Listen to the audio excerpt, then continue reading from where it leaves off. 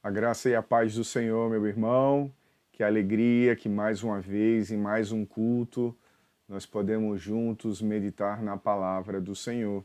E eu convido você a acompanhar a leitura que será projetada aqui na tela, ou então com a sua própria Bíblia aí na sua casa, no Evangelho de Mateus, capítulo 8, versículos do 1 ao 11, que diz o seguinte: Jesus, no entanto, foi para o Monte das Oliveiras.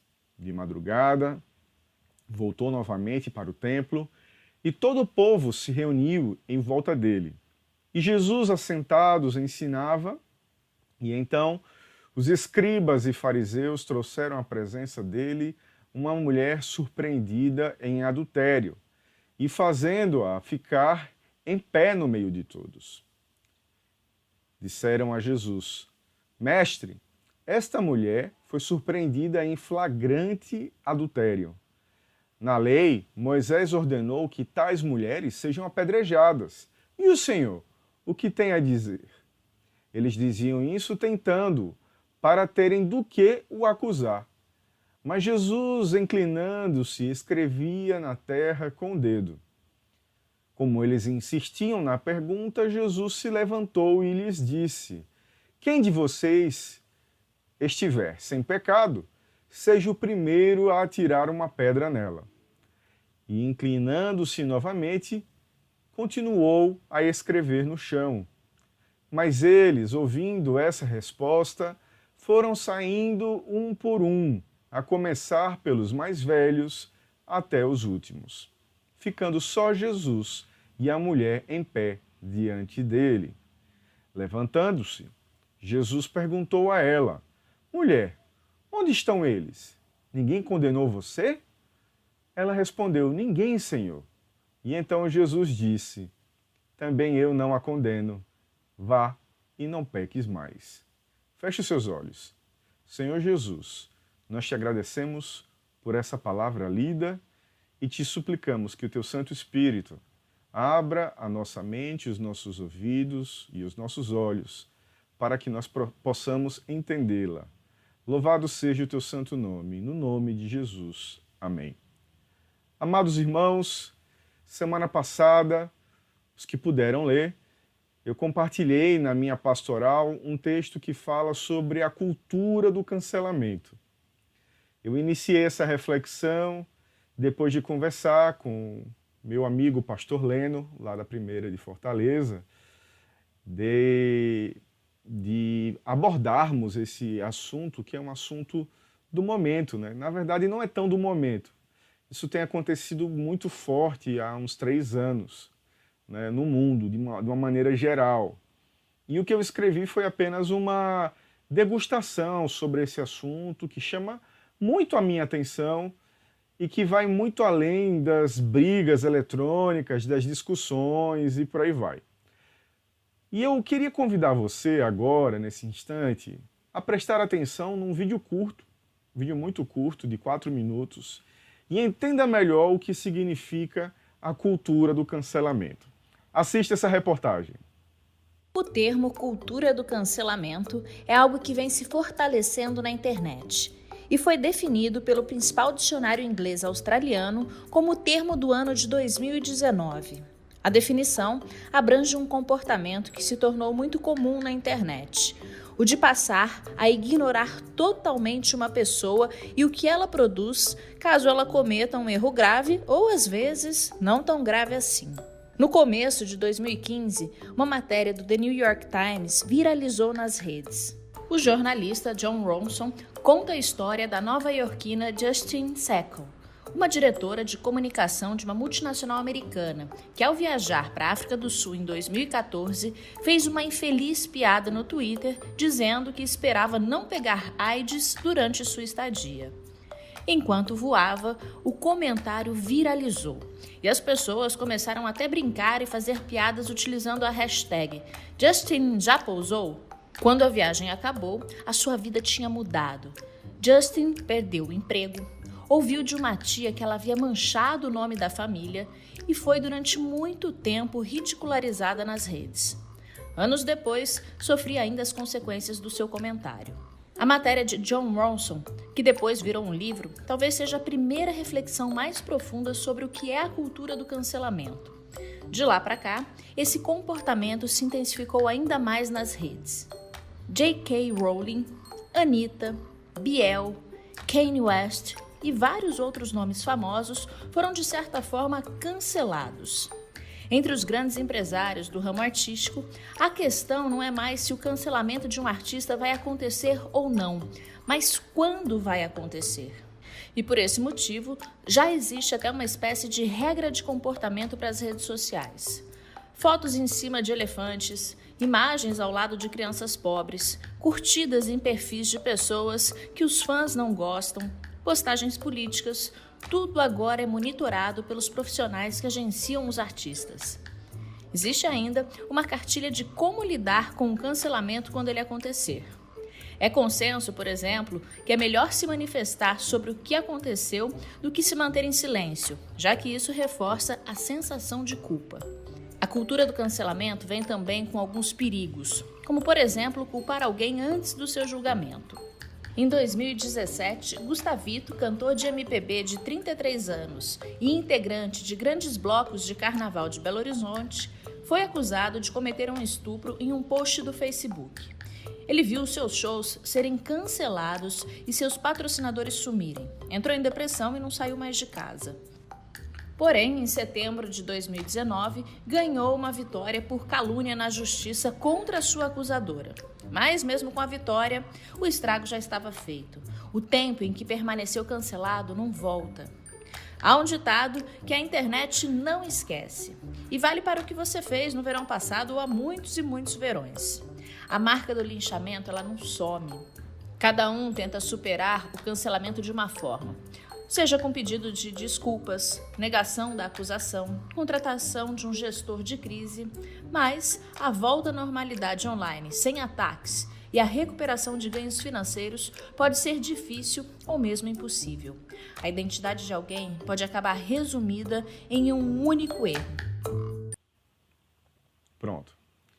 Agora que você já viu, como eu já disse, nos últimos anos, esse assunto ele foi ampliado também para uma forma de chamar a atenção para alguns assuntos, nas questões climáticas, nas questões de justiça social, para a preservação ambiental, pautas religiosas também, questões de raça, gênero, entre outros temas, né? E como vocês puderam ver, funciona basicamente assim: influenciadores digitais, pessoas que pegam um determinado elemento dito há muito tempo, uma frase ou uma foto, alguma coisa, gravam, printam e pulverizam isso em larga escala para que pessoas ou empresas sejam prejudicadas, para que elas sejam esmagadas digitalmente, né? O que pode muitas vezes parecer legítimo, né, do ponto de vista humano, muitas vezes também de uma maneira covarde, ataca a reputação, ataca famílias, a vida de pessoas que através das redes sociais têm uma morte social decretada. E o interessante é que isso, meus irmãos, não afeta apenas pessoas desconhecidas. Isso pode acontecer com qualquer pessoa da nossa comunidade, com qualquer pessoa próxima a gente, com pessoas comuns, pessoas que participam da nossa vida e que por causa de uma situação infeliz ou uma situação que foi completamente distorcida, tirada do contexto, são vítimas de memes, né? Memes são imagens satíricas, imagens que são criadas para fazer chacota dessas pessoas, vídeos, né? E principalmente são vítimas de haters, né? Os haters são essas pessoas que andam em grupo nas redes sociais e destilam ódio, né, em perfis, promovendo verdadeiros linchamentos virtuais.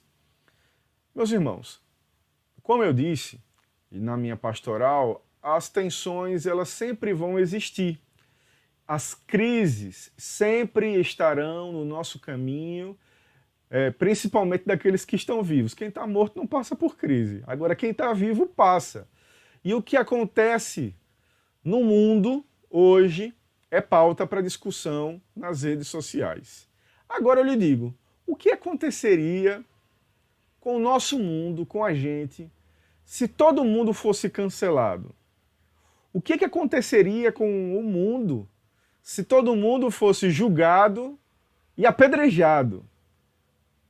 Eu tenho certeza que você vai concordar comigo. Não sobraria ninguém, né? E eu não estou dizendo que pessoas não precisam ser responsabilizadas pelos seus atos e ações. Óbvio que todos os atos, todas as ações têm consequências. O salário do pecado é a morte. Mas a correção é bem diferente do cancelamento. A admoestação, ela é bem diferente de um linchamento. A reflexão é bem diferente, uma conversa é bem diferente do que um julgamento precipitado. Humberto Eco diz que as redes sociais deram voz à legião dos imbecis. E eu gostaria de atualizar essa frase. A internet, ela deu voz aos juízes, aos que todos os dias, depois de se levantar, tomam o seu banho, o seu café bem gostoso, colocam a sua roupa e enchem os seus bolsos de pedras porque se sentem aptas a julgar todo mundo. E é interessante esse fenômeno. As pessoas estão cada vez mais encorajadas a isso. E, meus irmãos, isso não é necessariamente um efeito colateral das redes sociais. Não, não é. Nós, seres humanos, estamos propensos ao cancelamento desde o Éden. Assim aconteceu com Caim e o seu irmão Abel. Ele cancelou Abel, né? Noé foi cancelado por todos aqueles a quem ele anunciou o que viria, né? O dilúvio que viria, né? Moisés foi cancelado por demorar tanto no Monte Sinai, esperando, conversando com o Senhor e recebendo as tábuas da lei, né? Jó foi cancelado por seus próprios amigos, por sua própria esposa. Jonas cancelou o próprio Deus por não considerar legítima a missão confiada a ele para levar uma palavra aos ninivitas, né? E aí Pedro cancela o próprio Jesus, renegando a sua amizade, o seu relacionamento com ele por 3 vezes. São tantos exemplos, meus irmãos, de cancelamentos na palavra de Deus, de boicotes na palavra de Deus, que nós poderíamos passar a noite aqui conversando sobre isso. Mas hoje nós temos um agravante na nossa geração. A violência, ela é premiada. A dor do outro é curtida, ela é compartilhada, ela é apoiada, ela é incentivada. Quando eu era a criança, junto com meu pai, um dos quadros que eu mais gostava de assistir era as cacetadas do Domingão do Faustão, né? Era também as pegadinhas do Silvio Santos. E é impressionante como a desgraça alheia, a humilhação alheia rende muitas gargalhadas, né? Como essas coisas rendem muita audiência para esses programas. Muitos de vocês sabem que eu já fui gestor de comunicação da IPI do Brasil. Eu trabalhei também gerenciando as redes sociais da nossa igreja. E foi um privilégio trabalhar na comunicação na nossa denominação. Mas com o passar dos anos, eu fui criando em mim um bloqueio muito grande, principalmente com a ferramenta do Facebook. Vou dizer por quê. Cada ideia, cada arte, cada ação começou a ser distorcida de tal forma que o tempo todo eu tinha que administrar conflitos nas publicações da igreja. Eu ficava mal, eu ficava me sentindo mal com isso. Manifestações de repúdio, de repulsa, de ódio, né?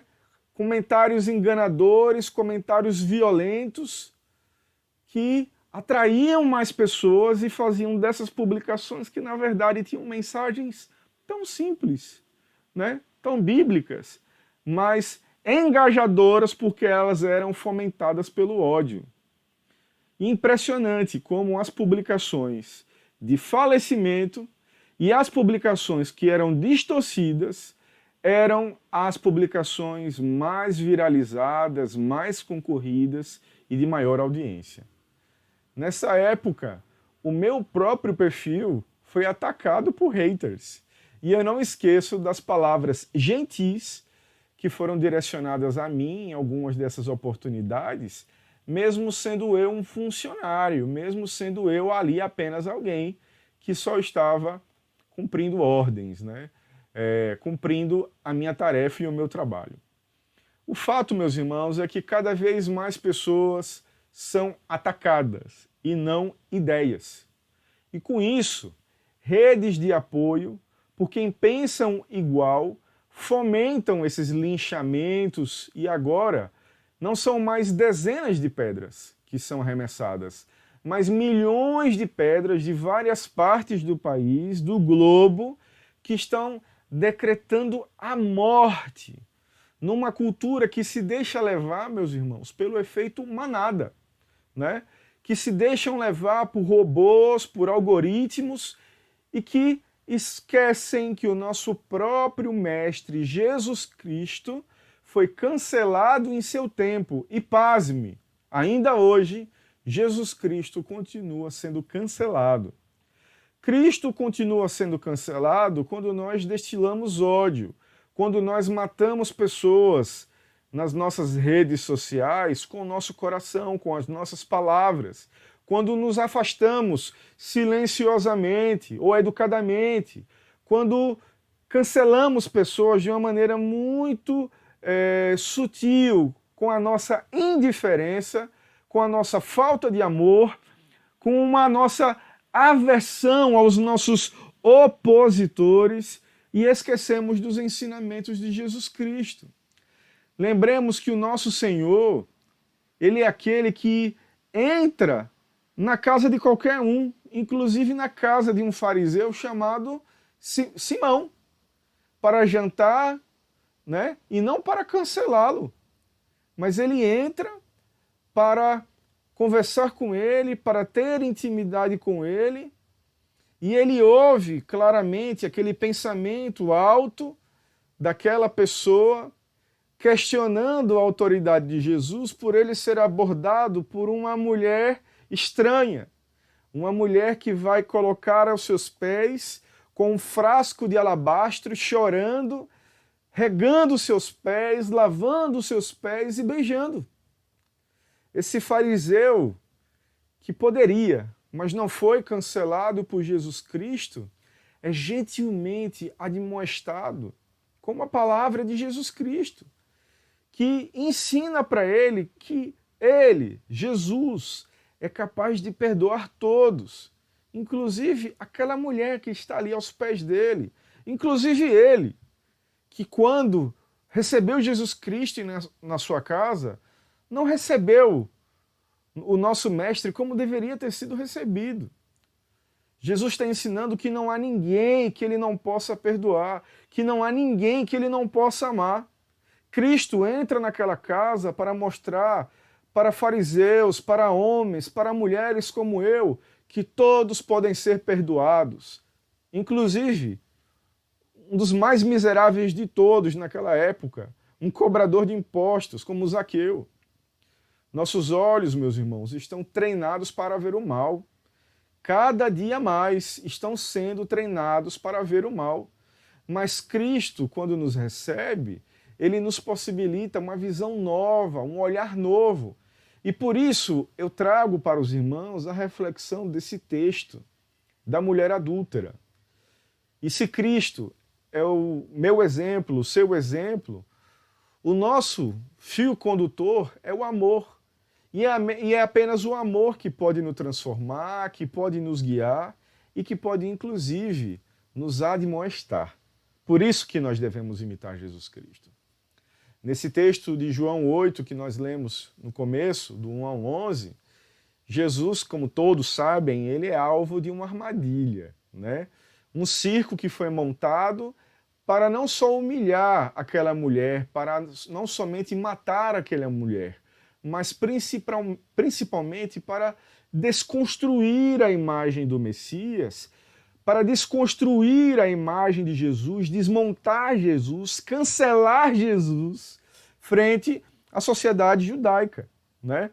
Jesus Cristo, para eles, representava uma grande ameaça. E no capítulo anterior, leia o capítulo 7, você vai ver que Jesus e seus discípulos estão a caminho da festa das cabanas, eles vão na frente, depois Jesus vai em secreto, escondido, e ele sobe ao templo em determinado momento e ele começa a ensinar, né? E os judeus eles ficam impressionados com os ensinamentos, né? Mas outros ficam confusos, né? Como é que esse homem tem essa autoridade toda, né? E se perguntam se esse não é o homem a quem os chefes dos sacerdotes estavam querendo matar. Tentaram prender Jesus. Soldados foram enviados pelos mestres para prendê-los e eles ficaram confusos, porque as palavras dele eram muito convincentes, né? E eles não prenderam Jesus. E quando foram indagados, eles falam disso. As palavras foram muito convincentes e eles foram repreendidos, né? E eles começam a conversar, os mestres, até que um desses mestres da lei, Nicodemos, retruca. A nossa lei condena alguém sem primeiro ouvirmos para saber o que ele está fazendo. O próprio Nicodemos retruca os mestres da sinagoga. Por que eles estavam querendo matar Jesus Cristo a todo custo, sem sequer ouvi-lo, né? E aí, o próprio Nicodemos é vítima disso. Eles são ríspidos com Nicodemos, eles ficam perturbados com a sua postura, eles ficam irados porque Nicodemos não vestiu a camisa deles, não foi conivente com a ideia deles, por que ele estava fazendo aquilo, por que ele não estava concordando com eles, né? Eles ficam furiosos com Nicodemos, né? Eles ficam irados com Nicodemos. Nicodemos apenas interpretou a lei. Nicodemos apenas quis se dar uma chance de mudar de opinião e ouvir Jesus Cristo para fazer um juízo correto, um juízo sensato, inclusive, de acordo com a lei. Mas isso não vai acalmar a fúria daqueles sacerdotes. Agora, em meio a um círculo, Jesus está de frente para uma mulher que é tomada em flagrante adultério. E veja o que diz Levítico capítulo 20, versículo 10. Se um homem adulterar com a mulher do seu próximo, será morto o adúltero e a adúltera. E está claro, meus irmãos, nesse texto, que esses homens que confabularam para colocar Jesus nessa armadilha não queriam combater o pecado, de forma alguma. Eles só queriam cancelar Jesus. Eles só queriam ter algum fundamento, algum elemento para cancelá-lo. Aquele julgamento, meus irmãos, ele não atendia o que a lei fundamentava. Cadê o homem que não estava ali? O homem que foi pego em adultério junto com essa mulher? Ele não foi trazido. Só a mulher foi trazida a mulher que cometeu o ato. Por isso, muitas acusações, delitos, repúdios que vemos nos dias de hoje não são para combater o pecado, mas para somente anular pessoas, diminuir pessoas, pegar essas pessoas, enxotar essas pessoas, marginalizar essas pessoas. Se Cristo condena a mulher, naquele contexto, naquele momento, ele dá razão aos seus adversários e perde a sua fama de amigo dos publicanos e pecadores. E se ele a defende, ele seria totalmente desmoralizado diante das pessoas que levam a sério os mandamentos de Deus.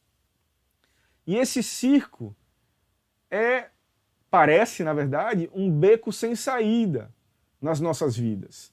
Nós podemos várias vezes sermos colocados em situações como essa, né? Onde o nosso testemunho, onde a nossa experiência com Jesus Cristo de misericórdia e de piedade, ela vai ser testada. E Satanás, ele é muito astuto, ele é muito perverso. Ele usa essas circunstâncias, né, por conhecer muito bem a palavra de Deus, para nos enganar, né, para jogar com a gente, para jogar irmão contra irmão, né, para jogar com os nossos sentimentos, para afetar a nossa comunhão, para que a nossa unidade seja maculada, para que nós cada vez mais tenhamos um relacionamento fraturado, encharcado de ódio, né? E que não seja permeado por amor. E aí, para desespero dos adversários de Jesus Cristo, ele se curva e ele começa a escrever na areia com o seu dedo. E o seu silêncio alimenta o ódio daqueles homens que tem que esperar Jesus falar alguma coisa, e eles instigam e eles falam. E aí, né? Qual é o seu posicionamento diante disso? E ele se levanta para desarmar todo esse teatro, falando tão pouco. Ele desarma essa trama, né? Com poucas palavras e sábias palavras. Jesus sequer contradiz a lei, e com as suas palavras, ele devolve a pedra para cada um deles, né? Levem consigo uma pedrada, paráfrase minha, se você não tem pecado. Pois, a não ser Jesus Cristo, o único que não pecou, todos pecaram. Todos pecam. Todos merecem uma pedrada. Todos pecamos. E se a sua consciência, se a minha consciência não se constrange com isso, algo de muito errado está acontecendo comigo. Algo de muito errado está acontecendo conosco. E eu falo isso, meus irmãos, porque até aqueles que estavam ali, prontos para atacar aquela mulher, prontos para ter elementos para cancelar Jesus Cristo, um por um, largam a sua pedra. A sua consciência pesa. Ninguém ali tinha espelho, mas cada um olhou para si mesmo e desistiu. As palavras de Jesus foram de encontro, foram um choque para eles. E aí eu lembro das palavras de Paulo em Romanos capítulo 3, versículos 23 ao 24, que diz: porque todos pecaram e todos estão destituídos da glória de Deus, sendo justificados gratuitamente pela sua graça, pela redenção que há em Cristo Jesus. Quem é que é livre do pecado? Quem é que está livre do pecado, meu irmão? Ninguém. Mas gratuitamente nós somos justificados pelos méritos de Jesus Cristo. E aí eu lhe pergunto, a mulher aproveitou que os homens foram largando as pedras e saiu de fininho? Não, ela ficou ali. Jesus se levantou para botar o dedo na cara dela, né? Jesus se levantaria hoje no Twitter, no Facebook, com prints, com vídeos, né? Com imagens para acusar pessoas, para fazer chacota de pessoas, para dar lição de moral, assim, como estes queriam fazer? Não. Jesus esbofeteia ela? Não. Jesus levanta a sua voz com arrogância? Não. Ele somente pergunta para a mulher: mulher, onde estão eles? Aqueles que te acusaram? Alguém te condenou? Não, Senhor, não. E ele responde: nem eu tampouco te condeno. Vai e não peques mais. Todos os dias ele diz isso para mim e para você. Vai e não peques mais. nós não temos mérito nenhum na remissão dos nossos pecados, porque isso tudo foi por causa do sacrifício dele na cruz. O santo juiz já nos absolveu e disse com amor para mim e para você: vai, não peques mais. Ele exorta aquela mulher de uma maneira amorosa, né? E não de uma maneira apimentada, de uma maneira áspera, de uma maneira azeda, mas sim de uma maneira recheada de cuidado e que trouxe salvação, que trouxe redenção. Meus irmãos, nós podemos cair na tentação de justificar, né, coisas, pessoas, juizar pessoas, né, acusar pessoas com o nosso juízo rigoroso, implacável, né, com a nossa cultura implacável de cancelamento, como portadores da mensagem do Evangelho, como advogados do Evangelho, alegando inclusive ser isso um ato profético. E eu quero abrir aqui um parêntese sobre isso. O movimento profético, ele é propriamente mais caracterizado pela denúncia do que propriamente por essa noção que se tem de adivinhação do futuro. Profetismo é mais denúncia do que dizer o que vai acontecer no futuro. E Orígenes ele falou certa vez que nem todo aquele que exerce a medicina é médico, que nem todo aquele que constrói é pedreiro, e nem todo aquele que profetiza é profeta. E eu vejo com frequência no meu celular, eu recebo vídeos de profetas canceladores que gostam de encarnar uma das tradições mais sofridas e significativas do Antigo Testamento para boicotar, para amedrontar, para usar uma teologia do medo com o objetivo de dividir, de assustar, de fazer lavagem cerebral, né? E nós devemos olhar para os profetas que são raiz, né? Profetas como Abraão, como Arão, como Moisés, como Miriam, como Samuel, como Gad e Natã, Elias, Eliseu, né?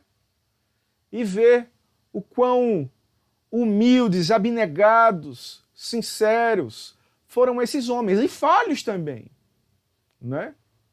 Uma coisa curiosa que eu queria compartilhar com vocês é que desses 15 profetas literários que nós conhecemos, que compõem livros do Antigo Testamento, apenas 3 são apresentados como profeta, né?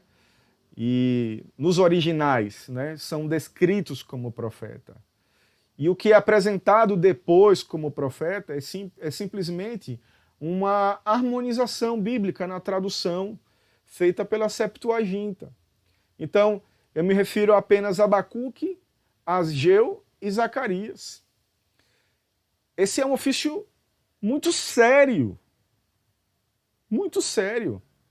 Isso é um chamado, né, muito sério que é dado por Deus. Sofrido. Lembre de Jonas, que não queria, que achou um absurdo, que cancelou Deus, que não aceitou o que Deus queria que ele falasse e foge, né? E isso é tão sério que Amós, inclusive, ele chega a negar ser profeta. Amós, no capítulo 7, versículo 14, ele diz: eu não sou profeta, nem filho de profeta. Eu sou boiadeiro e cultivador de sicômoros. Eu não quero me aprofundar muito nesse tema, porque isso pode ser ampliado numa próxima reflexão, mas essa sina do profetismo nos nossos dias, ela é irônica. Quem era, no Antigo Testamento, profeta raiz, não se considerava, né? Andava só, sofria só, sua mensagem era aniquiladora? Era. Mas sua mensagem não vinha do coração deles, vinha de Deus, né? Eles eram simplesmente e unicamente enviados de Deus. Enquanto os falsos profetas, né, que apareceram no primeiro século e que continuam aparecendo em nossa geração com regularidade, aparecem no plural, né? Eles precisam de apoio mútuo. Eles estão associados a sacerdotes, né? Como mostra Miqueias. Veja, Miqueias capítulo 3, versículo 9 ao 11. Olha o que diz. Ouvi agora isto, vós, chefes da casa de Jacó e príncipes da casa de Israel, que abominais o juízo e perverteis tudo o que é direito, edificando a Sião com sangue e a Jerusalém com iniquidade.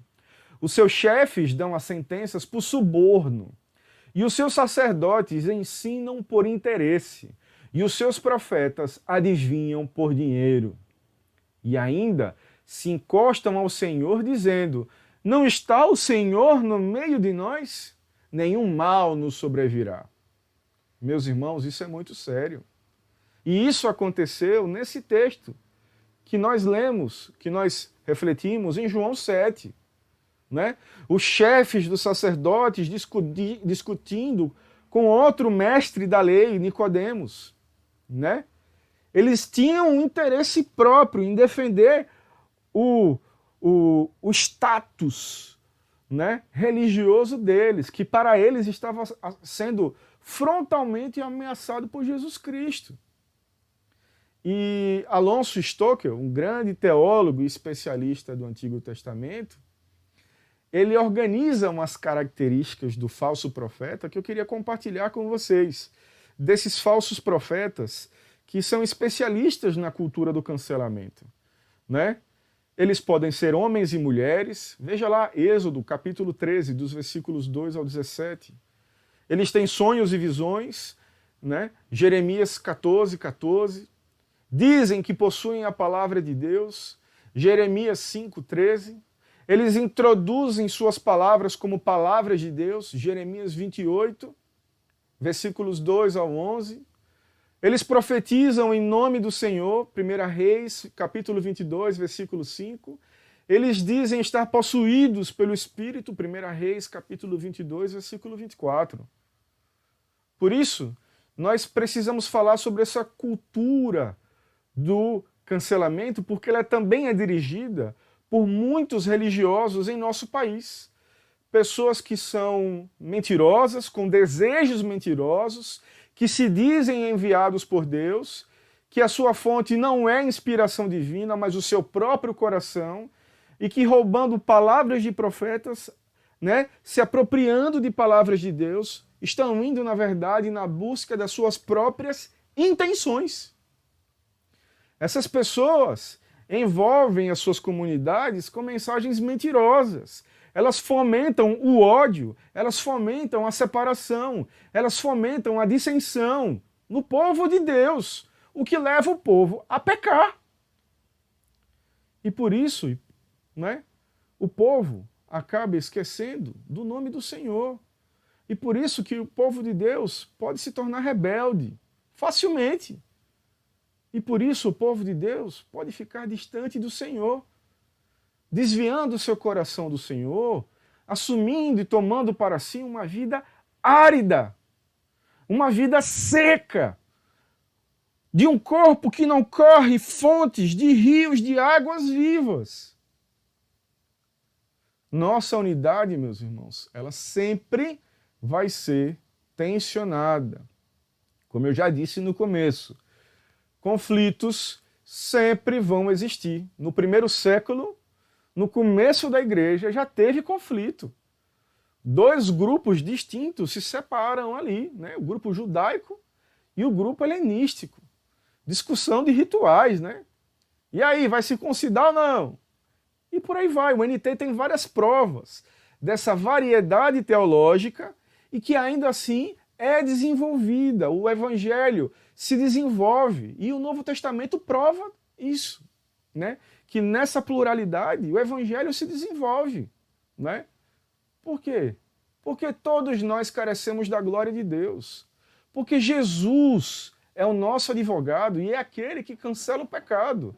Porque o Espírito nos restaura e nos lembra que a nossa missão é amar e não segurar pedras. E que se nós amamos Jesus, sendo nós filhos legítimos de Deus, somos filhos de um só Pai e devemos ser capazes de entender, de nos ouvir, né? E de quando nós criticarmos, fazermos com amor. Meus irmãos, onde existe conflito, deve haver intercessão. Onde existe desentendimento, deve haver conversa, reconciliação, deve haver perdão. Onde existe ferida, devemos suplicar por cura. É Cristo que cura. É Ele quem dá a cura. Onde existe hostilidade, preconceito e cancelamento, não há seguidores que seguem fielmente os princípios de Jesus Cristo. Eu entendo que todos os servos e servas do Senhor falham. Eu lembro de Pedro Cavalcante uma vez pregando na nossa igreja. Você tem um carro e vai viajar para o Rio Grande do Sul. É natural que o pneu do seu carro fure nessa viagem. Mas ele furar, a cada quilômetro tem alguma coisa errada, muito errada. É natural que no caminho você precise botar água no radiador, você precise fazer uma manutenção no pneu, precisar complementar o óleo, botar água no radiador, mas toda hora, o tempo todo, ódio o tempo todo, raiva o tempo todo, preconceito o tempo todo, cancelamento o tempo todo, não. Por isso, meus irmãos, eu convido você a lembrar as palavras de Jesus Cristo aos seus algozes na cruz. Lucas, capítulo 23, versículo 34, que diz o seguinte: e dizia Jesus: Pai, perdoa-lhes, porque não sabem o que fazem. Perdoemos os nossos irmãos. Rompamos com essa cultura que nos separa, que nos distancia, e à luz do Evangelho e com o amor de Jesus Cristo, estejamos juntos para a honra e glória do nome do nosso Senhor. Que Deus te abençoe.